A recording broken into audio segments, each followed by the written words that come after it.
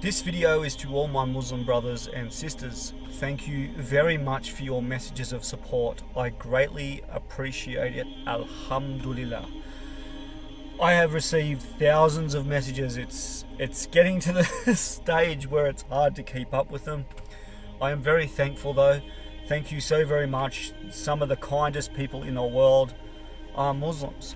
I can't believe how close and tight-knit and the brotherhood and sisterhood that this community has. I've just been inundated on my Instagram, on my Facebook and everywhere else with messages of support. I've had Muslims buying me gifts and sending me gifts and all this other stuff, and it's overwhelming, but it is just absolutely amazing. I've had Muslims tell me that if I ever go to London or Canada or Lebanon or anywhere else in the world, don't worry about accommodation, they got that sorted. Don't worry about food, they've got that sorted. And it's just wow. All I can say is wow, how close and tight-knit this community is and how loving they are. Like, it's just amazing. I sort of sit here now and I think about before I reverted back into Islam. I sit here and I think to myself, how could I have been anti-Islam in the first place? I was one of those people that was misguided when I was back when I was a kuffar, and I was misguided. I ate up a lot of the mainstream media propaganda. I ate up like watching a lot of Zionist-produced Hollywood movies that predicted Muslims as terrorists. They want to bomb things, they want to blow things up. That's all they do. They just chop off heads. They do this, they do that. So I look back at my past when I was in the anti-Islam movement, and I was just like, wow, I never would have looked back, 4 or 5 years ago and went, I'm going to end up becoming a Muslim myself. If you had told me this, I probably would have punched you in the face.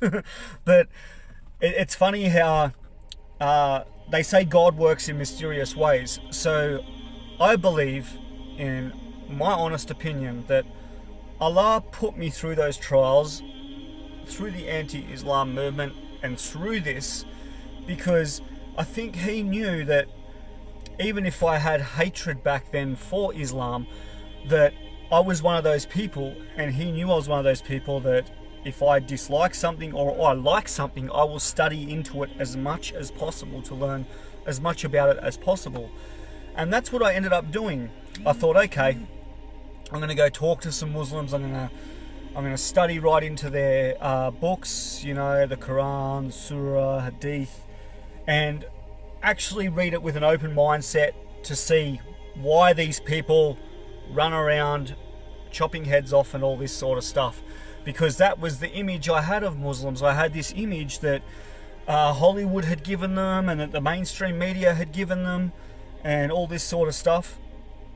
And then, I started reading their texts, and I read one particular passage, I remember, where it said, to kill another human being is like killing the whole of mankind and killing yourself.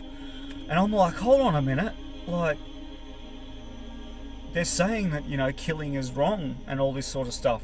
And then it talked about how the only time that a Muslim should kill or hurt another human being is when he's protecting his deen, his ummah, from attack or possible death, or defending his family or his people from invasion. That is the only time it is permitted, to do that to a person.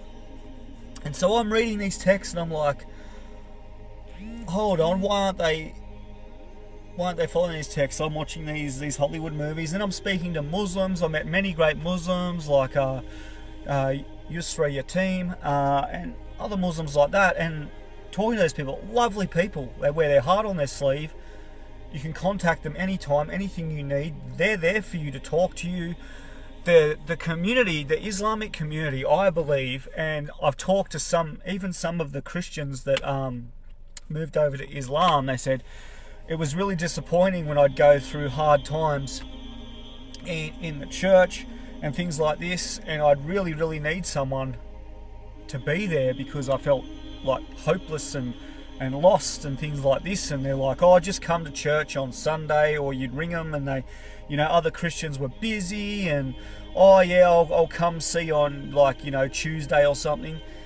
And they say the Muslim community is completely different. They're there for each other when you need them. A brother or a sister is there for you.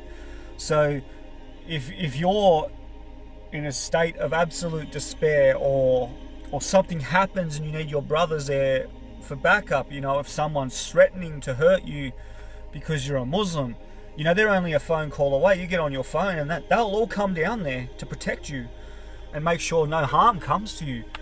And I think that's the difference in this community, is that they just have such a tight, strong bond of a brotherhood and sisterhood. The sisters are there for each other, the brothers are there for each other, the sisters are there for the brothers are there to protect the sisters.